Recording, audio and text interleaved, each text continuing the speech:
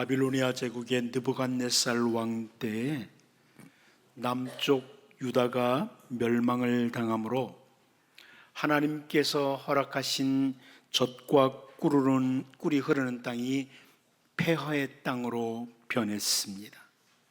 그리고 하나님의 도성이라고 하던 예루살렘도 무너졌습니다. 그런데 느헤미야와 함께 무너진 예루살렘 성벽을 건축하고 회복을 한 후에 학자 에스라와 함께 말씀이 강론이 됩니다.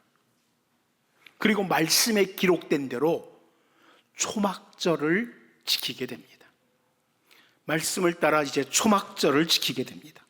그리고 느헤미야 9장 5절을 보면 또 레위 사람 예수아와 간미엘과 바니와 하삼느야와 세레바와 호디야와 스바냐와 부다히아는 이르기를 너희 무리는 마땅히 일어나 영원부터 영원까지 계신 너희 하나님 여호와를 송축할지어다. 주여 주의 영화로운 이름을 송축할 것은 주의 이름이 존귀하여 모든 송축이나 찬양에서 뛰어남이니이다. 자, 이렇게 선포를 합니다. 오직 하나님을 찬양하며 하나님을 송축해야 된다. 이렇게 선포합니다. 그리고 이어서 느헤미야 9장 6절 말씀을 보면 오직 주는 여호와시라. 하늘과 하늘들의 하늘과 일월 성신과 땅과 땅 위의 만물과 바다와 그 가운데 모든 것을 지으시고 다 보존하시오니 모든 천군이 주께 경배하나이다. 자, 이렇게 표현을 합니다. 이 구절 현대어 성경이 이렇게 번역을 해줍니다. 여호와여, 주님만이 만유의 주님이십니다. 주께서 하늘을 지으시고 그 한없이 먼 하늘의 모든 별들을 지으셨습니다. 주께서 땅과 바다를 지으시고 그곳에 사는 모든 생물을 지으셨습니다. 주께서 그들을 살리시오니 천군 천사들이 주께 경배합니다. 자, 이렇게 번역을 해 주었습니다. 모든 만물을 지으시고 살아있는 모든 것들을 지으신 하나님, 그리고 그것들을 보존하도록 살게 하시는 하나님, 그분이 바로 주인이시다. 그분이 주인이시다. 만유의 주인이시다. 세상에 존재하는 모든 것들의 주인은 하나님이시다. 자, 이렇게 선포합니다. 그리고 요한계시록 22장 13절 말씀을 보면 나는 알파와 오메가요 처음과 마지막이요 시작과 마침이라. 반복해서 같은 표현이에요. 알파와 오메가, 처음과 마지막, 시작과 마침, 같은 표현인데요, 이 표현을 해줍니다. 이 표현은 모든 시간, 모든 날들의 주인이 바로 주 하나님이시다, 이런 선포입니다.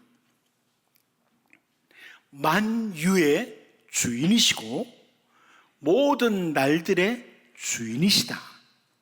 그 모든 날들 가운데 절기가 있어요. 명절이 있습니다.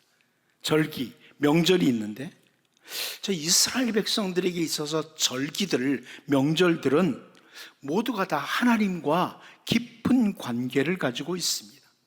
출애굽기 23장 14절을 보면 너는 매년 3번 내게 절기를 지킬지니라. 자, 이렇게 선포를 합니다. 이 3번의 절기, 무교절, 맥추절, 수장절입니다. 오늘이 교회력에 의하면 맥추감사주일이죠. 근데 무교절, 맥추절, 수장절이 있습니다. 이 3절기를 다른 표현으로는 유월절, 오순절, 초막절, 자, 이렇게 부르기도 합니다. 유월절과 오순절과 초막절. 그런데 출애굽기 23장 17절을 보면 내 모든 남자는 매년 3번씩 주 여호와께 보일지니라 하면서 반복해서 말씀을 하세요. 이 절기들이 다 주 여호와 하나님과 관계가 되어 있다는 겁니다. 다른 표현으로 하나님은 모든 만유의 주인이시고 시간의 주인이시고 동시에 모든 절기들, 명절들의 주인이시라는 의미입니다. 우리가 요한복음 7장을 지금 쭉 살펴보고 있는데요, 예수님과 함께 초막절에서 일어난 일들이 지금 계속 나오고 있는 거예요. 요한복음 7장은 초막절에 일어난 일들입니다. 이제 오늘 본문을 통해서 모든 만물의 주인이시고 시간의 주인이신 주님, 그 주님이 절기들에도 주인이신데 바로 예수님은 초막절의 주인이시다. 이 부분을 함께 살펴보면서 우리를 돌아보는 이런 귀한 시간이 되기를 바랍니다. 첫 번째, 새로운 초막절로의 초대입니다. 새로운 초막절로의 초대라. 우리 본문 37절을 같이 한번 다시 읽어봅니다. 보겠습니다. 시작. 명절 끝날 곧 큰 날에 예수께서 서서 외쳐 이르시되 누구든지 목마르거든 내게로 와서 마시라. 여러분, 우리가 아주 오래전이죠, 요한복음 4장을 살펴볼 때에 이미 살펴보았지만 사마리아 성의 수가라고 하는 동네에 예수님이 제자들과 함께 가셨는데 사마리아 여자 한 사람이 물을 기르러 왔다가 예수님과 대화를 하게 됩니다. 예수님과 나누는 대화 가운데 요한복음 4장 10절 말씀을 보면 예수께서 대답하여 이르시되 네가 만일 하나님의 선물과 또 네게 물 좀 달라 하는 이가 누구인 줄 알았더라면 네가 그에게 구하였을 것이요 그가 생수를 네게 주었으리라. 자, 이렇게 말씀을 하셨습니다. 예수님이 생수를 주시는 분이라는 거예요. 이 여자가 이 우물은 깊고 물을 기를 그릇도 없는데 어떻게 생수를 얻겠습니까? 당신이 야곱보다 크신 분입니까? 이렇게 질문을 했습니다. 그러자 예수님께서는 다음 절 요한복음 4장 13절 14절을 통해서 예수께서 대답하여 이르시되 이 물을 마시는 자마다 다시 목마르리니와 내가 주는 물을 마시는 자는 영원히 목마르지 아니하리니 내가 주는 물은 그 속에서 영생하도록 솟아나는 샘물이 되리라. 이렇게 선포하셨습니다. 예수님이 생수의 근원이시라는 겁니다. 생명수의 근원이시다. 그런데 오늘 본문에서 명절 끝날 이 초막절에 예수님께서 누구든지 목마르거든 내게로 와서 마시라. 이렇게 생수의 세계로 초대하시고 계십니다. 누구든지 목마르거든 내게로 와서 마시라.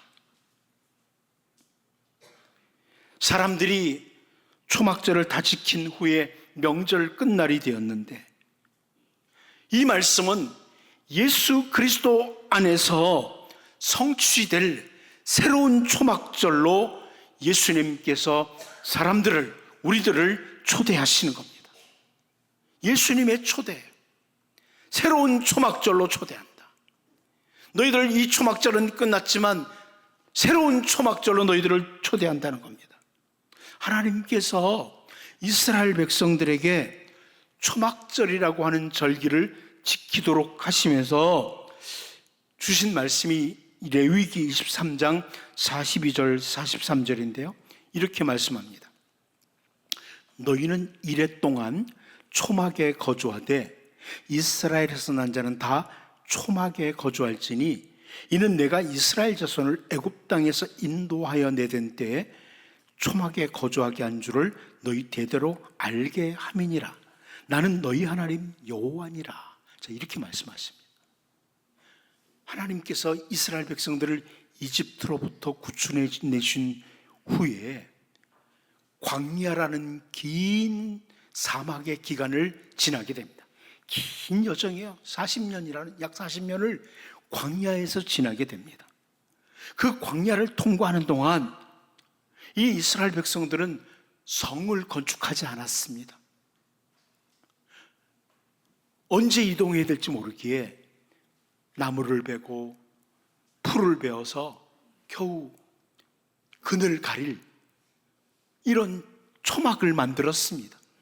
초막을 만들고 이들이 살았습니다. 혹은 장막을 가지고 살았어요. 그래서 초막절, 장막절이라고 해요. 그때를 기억하고 초막절을 지키도록 이렇게 하신 겁니다. 신명기 8장 15절을 보면 너를 인도하여 그 광대하고 위험한 광야 곧 불뱀과 전갈이 있고 물이 없는 간조한 땅을 지나게 하셨으며 또 너를 위하여 단단한 반석에서 물을 내셨으며 이렇게 말씀하는 것처럼 광야라는 곳은요, 사람이 살기에 너무 힘든 곳이에요. 사람이 머물기에는 위험하고 험한 땅이었습니다. 그런데 하나님께서는 그 광야길, 긴 광야를 통과하는 동안 단단한 반석, 바위에서 물을 내주셨고 만나를 내려주시고 메추라기를 공급해 주시고 위험한 모든 것들로부터 친히 보호해 주시고 지켜주신 것입니다. 그 은혜를 기억하고 광야 생활은 끝났지만 초막절을 지키도록 한 겁니다. 젖과 꿀이 흐르는 땅에 들어왔지만 초막절을 지켜라. 그때를 기억해라. 이렇게 말씀하신 거죠. 그런데 오늘 본문 말씀을 보면 우리 주 예수님께서 우리들을 새로운 초막절로 초대하십니다. 여러분, 인생 사는 것이 얼마나 힘이 드십니까? 우리가 사는 이 세상은 광야와 같습니다. 정말 광야와 같이 험하고 힘든 우리네 인생길을 하루하루 걸어가고 있는데 예수님께서 우리들에게 누구든지 목마르거든 내게로 와서 마시라, 이렇게 새로운 생수의 세계로, 새로운 초막절로 우리를 초대하시는 것입니다. 주님 안에 참된 안식이 있고 주님 안에 참된 평강이 있습니다. 주 예수님께 부르심을 받은 후에 정말 힘들고 험한 광야의 길을 계속 걸어야만 됐던 사도 바울이 그의 인생 거의 끝 무렵에 고백했던 표현 하나 있습니다.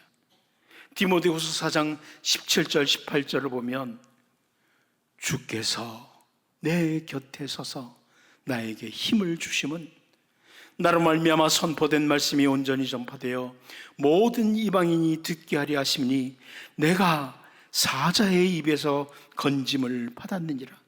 주께서 나를 모든 악한 일에서 건져내시고 또 그의 천국에 들어가도록 구원하시리니 그에게 영광이 세세 무궁토록 있을지어다. 아멘. 이렇게 선포합니다.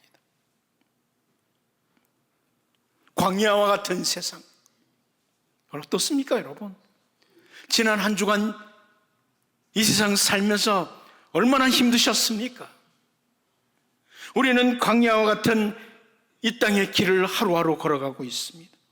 그런데 참된 피난처는, 참된 평강은 주 예수님에게 있기에 예수님께서 누구든지 목마르거든 내게로 와서 마시라, 이렇게 초대하십니다. 주님이 부르십니다. 여러분, 이제 광야와 같은 인생길을 걸어가는 우리들에게 참된 피난처이신 주 예수님, 새로운 생수의 세계로 초대하시는 초막절의 주인이시는 예수님 안에서 참된 샬롬, 평강을 누리는 은혜가 여러분들에게 있기를 바랍니다. 두 번째는 초막절과 물을 살펴봅니다. 초막절과 물에 대해서 살펴봅니다. 본문 38절을 다시 한번 같이 읽어봅니다. 보겠습니다. 시작. 나를 믿는 자는 성경의 이름과 같이 그 배에서 생수의 강이 흘러나오리라 하시니. 아멘. 이스라엘 백성들이 초막절을 지키면서 중요한 상징 중에 하나가 물입니다. 물. 초막절과 물, 이게 깊은 관계가 있습니다. 초막절 절기를 7일 동안 지키는데 이 7일 동안 제사장들은 실로암에서 물을 길어 가지고 와서 성전 제단 옆에 있는 항아리에 그 물을 붓습니다. 그러면 이 항아리와 연결된 관을 통해서 그 물은 제단 아래로 흘러가게 됩니다. 자, 이런 예식을 통해서 이스라엘 백성들은 초막절에 그 광야 기간을 통과하는 광야에서 물을 공급해 주신 하나님, 그 메마른 땅에서 물을 공급해 주신 하나님을 기억하고 감사하는 겁니다. 그래서 초막절에 물과 관계가 있습니다. 이스라엘 백성들은 이렇게 초막절에 물을 기어 부으면서 우리 하나님은 앞으로도 물을 공급해 주실 것이고 우리에게 풍성한 수확을 주실 것이다, 하나님을 기대하면서 초막절을 지키는 겁니다. 요단강을 앞에 두고 모세가 이스라엘 백성들에게 약속의 땅, 이스라엘 백성들이 들어갈 땅에 대해서 설명하시면서 신명기 11장 11절 12절을 통해서 너희가 건너가서 차지해야 할 땅은 산과 골짜기가 있어서 하늘에서 내리는 비를 흡수하는 땅이요 네 하나님 여호와께서 돌보아 주시는 땅이라. 연초부터 연말까지 네 하나님 여호와의 눈이 항상 그 위에 있느니라. 자, 이렇게 말씀을 했습니다. 이제 이스라엘 백성들이 들어갈 땅은 비가 내리면 비를 흡수하는 땅이라는 겁니다. 이집트에는 나일 강물이 철철 흘러넘치고 있습니다. 그 철철 흘러넘치는 나일 강물을 이용해서 농사를 지을 수 있어요. 그런데 이스라엘 백성들이 들어가는 땅은 그게 아니고 비가 내리면 흡수하는 땅이라는 겁니다. 그런데 문제는 하나님께서 돌보아 주시는 땅이라는 겁니다. 비가 흡수하는 땅, 좋은 땅 아니에요.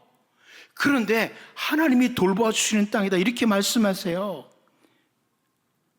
그래서 다음 절을 통해서 신명기 11장 13절 14절을 통해서 내가 오늘 너희에게 명하는 내 명령을 너희가 만일 청종하고 너희 하나님 여호와를 사랑하여 마음을 다하고 뜻을 다하여 섬기면 여호와께서 너희의 땅에 이른 비 늦은 비를 적당한 때에 내리시리니 너희가 곡식과 포도주와 기름을 얻을 것이요, 이렇게 말씀하십니다.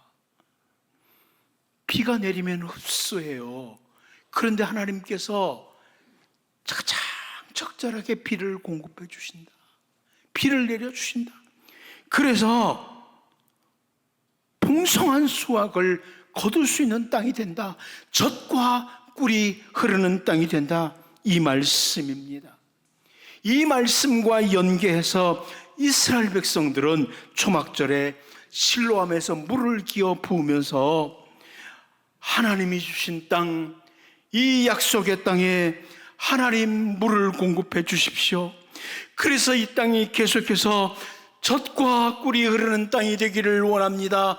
하나님을 기대하면서 초막절을 지킨 겁니다. 그런데 주님께서 새로운 초막절로 초대하시면서 그 배에서 생수의 강이 흘러넘치리라, 이렇게 말씀하십니다. 결국 초막절의 물은 생명을 위한 하나님의 공급을 상징하는 겁니다. 생명을 위한 하나님의 공급, 우리로 하여금 살 수 있도록, 잘 살 수 있도록, 사는 것처럼 살 수 있도록 은혜를 베푸신다는 겁니다. 그런데 요한은 요한일서 5장 11절 12절을 통해서 또 증거는 이것이니 하나님이 우리에게 영생을 주신 것과 이 생명이 그의 아들 안에 있는 그것이니라. 아들이 있는 자에게는 생명이 있고 하나님의 아들이 없는 자에게는 생명이 없느니라, 이렇게 선포하고 있습니다. 하나님의 아들 우리 주 예수 그리스도 안에 생명이 있다, 참된 생명이 있다, 이렇게 선포합니다. 아들이 있는 자에게는 생명이 있고 아들이 없는 자에게는 생명이 없다고 합니다. 여러분, 예수님 안에 참된 생명이 있습니다. 예수님께서 그 요한계시록에서 사대교회를 향해서 하신 말씀을 보면 요한계시록 3장 1절 보면 이렇게 말씀합니다. 사대교회 사자에게 편지하라. 하나님의 7영과 7별을 가지신 이가 이르시되 내가 네 행위를 아노니 내가 살았다 하는 이름을 가졌으나 죽은 자로다. 자, 이렇게 말씀을 합니다. 여러분, 이 사대교회가 살았다고 하는 이름을 가졌다 그러는데 사대라는 이름의 뜻이 살았다는 의미가 아닙니다. 이 사대 지역의 도시가 얼마나 활기차고 힘이 넘쳤는지를 은유적으로 보여주는 표현입니다. 이 사대 지역이 정말 활발한, 여러분 금요일 밤에 홍대 나가보신 분 있습니까? 이게 도대체 뭔가 싶을 정도로 그렇다고 해요. 저는 한 번도 안 가봤습니다. 막 뭔가 활기차 보이죠. 사대교회가 그런 모습인 것 같습니다. 활기차고 힘이 있고 생기가 넘치는 것 같아요. 그런데 예수님께서 그 활기차고 힘이 넘친다는 도시 사대 지역에서 사대교회가 영적으로 죽었다는 겁니다. 영적으로 죽었다는 거예요. 그래서 실상은 죽은 자의 모습이다, 이렇게 말씀하시는 겁니다. 예수님께서 요한복음 10장 10절을 통해서 도둑이 오는 것은 도둑질하고 죽이고 멸망시키려는 것뿐이요 내가 온 것은, 예수님이 오신 것은 양으로 생명을 얻게 하고 더 풍성히 얻게 하려는 것이라, 이렇게 선포합니다. 여러분, 생명이 주님 안에 있습니다. 풍성한 생명이 주님 안에 있습니다. 여러분, 이 땅에는 오늘 살아있다고 움직이는 많은 사람들이 있습니다. 그러나 예수 그리스도가 없는 자들은 생명이 없는 자들, 단지 그냥 코로 호흡하는 생명, 헬라어로 비오스라고 합니다. 호흡하는 생명만 가진 자들입니다. 생명의 물을 공급하시는 하나님, 그 하나님께 감사하며 하나님을 기대하며 지키는 초막절에 주 예수님께서 참된 생명을 공급하시는 분이시기에 초막절의 주인은 바로 예수님이라, 이걸 기억하고 주님 안에서 정말 풍성한 생명을 누리는 복 있는 삶이 되시기를 바랍니다. 마지막 한 가지 더 봅니다. 예수님의 영광과 성령의 임재입니다. 예수님의 영광과 성령의 임재라. 본문 39절을 다시 봅니다. 보겠습니다. 시작. 이를 그를 믿는 자들이 받을 성령을 가리켜 말씀하신 것이라. 예수께서 아직 영광을 받지 않으셨으므로 성령이 아직 그들에게 계시지 아니하시더라. 저는 먼저 여기 보면 영광이라는 단어에 대해서 좀 주목을 하고 싶습니다.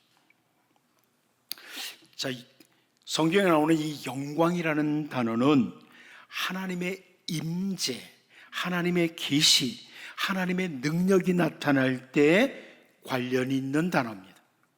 하나님의 임재가 있을 때, 하나님의 계시가 임할 때, 하나님의 능력이 임할 때 이 영광이라는 단어가 나옵니다. 출애굽기 40장 34절 35절을 보면 구름이 회막에 덮이고 여호와의 영광이 성막에 충만하며 모세가 회막에 들어갈 수 없었으니 이는 구름이 회막 위에 덮이고 여호와의 영광이 성막에 충만함이었으며, 자, 이렇게 표현되고 있습니다. 광야에서 모세에게 지시한 대로 성막이 완성되었고 하나님께서 지시한 대로 모든 성막의 역사를 마치니 여호와의 영광이, 하나님의 영광이 그 성막에 쫙 충만하게 임한 겁니다. 이 구름 가운데로 임했다. 그래서 이 구름을 세키나 구름이라, 영광의 구름이라고 이렇게 표현을 하기도 합니다. 솔로몬이 성전을 건축했을 때도 하나님의 영광이 쫙 임합니다. 그리고 하나님께서 이스라엘의 회복을 선지자 에스겔에게 말씀하시면서 선지자 에스겔에게 하나님의 영광스러운 임재가 있습니다. 영광스러운 하나님의 임재. 그런데 하나님의 임재와 계시, 능력이 나타날 때 사용하는 영광이라는 단어가 요한복음 1장 14절에서 말씀이 육신이 되어 우리 가운데 거하심에 우리가 그의 영광을 보니 아버지의 독생자의 영광이요 은혜와 진리가 충만하더라, 이렇게 사용되고 있습니다. 예수 그리스도에게 이 하나님의 영광이 있다, 이런 말씀입니다. 그리고 오늘 본문에서 예수 그리스도께서 십자가에서 대속의 죽음과 부활과 그리고 승천을 포괄해서 예수님이 아직 영광을 받지 않으신 상태다, 이렇게 설명을 하는 겁니다. 우리 주 예수님에게는 성자 하나님으로서의 영광이 있습니다. 하나님의 영광이 있습니다. 그런데 우리의 죄를 대속하시고 부활 승천하심이 곧 성자 하나님의 영광이라는 것이 다시 확인되고 있습니다. 그리고 예수님께서 승천하신 후에 성령 하나님께서 오순절에 임재하시는데 오늘 본문에서 생수의 강이 흘러 넘치게 되는 것이 곧 성도들에게 성령 하나님이 임재할 것을 보여주는 말씀입니다. 성령 하나님, 생명의 영, 창조의 영이시기에 이렇게 표현하는 겁니다. 그래서 성령이 임재하실 때 그 배에서 생수의 강이 흘러넘치리라, 이렇게 말씀하시는 겁니다.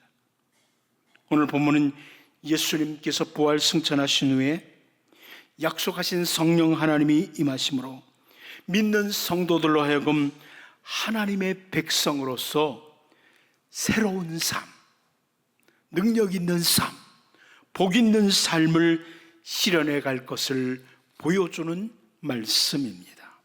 이제 성자 하나님의 영광을 가지신 주 예수님을 영화롭게 하며 성령 하나님의 인도하심을 따라 생수의 강이 흘러넘치는 생명 있는 삶, 하나님의 백성으로서 복된 삶을 살아가는 우리 모두가 될 수 있기를 바랍니다.